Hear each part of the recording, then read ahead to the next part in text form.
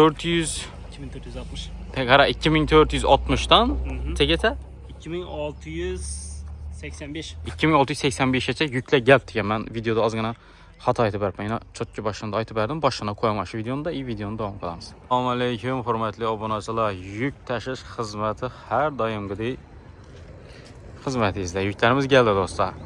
470'den 2685'e den geldi. Özü yük belgeler düşünedi yine. Nömerlenip geledi işte yükleriyiz almışıp gitmesi için. Ana kim kaysını iyi belgen olsa eser taraf gelip alıp gidebilirsiniz. Menzilimiz şu, Tökkül bazardan gelebilirsiniz. Bir yan tarafımızda yani Kabristan, bir yan tarafımızda Nur toyxanası var, bir yanda mescid var. Yani görmüyor ötüp geçişleriniz mümkün ama sözü center belli, aylanıdan diyeceğine yüklerimiz geldiğine hemen iki köşede.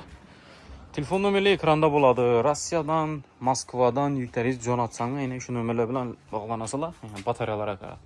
Yani zəngillərə qara vay bu firmadan alıbdır. Çıngıtı bəri gəldi ama. 1 milyon 2 milyon başqa şu zəngillərə. Xaqlaqan nərsələriniz John atsanız mümkün təsəvvür etdirsələr ki. Yibərəsələr əsər tərəf. Telefon nömrə urasız boldu. Moskvadan durup kirdi çıxdı xizmətləri Granitsaga. No işiniz bolsa, Xuda xahlasa şu bağlı işlərinizi bitirədi. Özü bu neçə yıldan beri özü həmmə bilədi. Daveriyaya girgen, özü sizi heç qaçan çoğalastırıb koymadı. Həmmə balonlara den gəlib tutdu yine.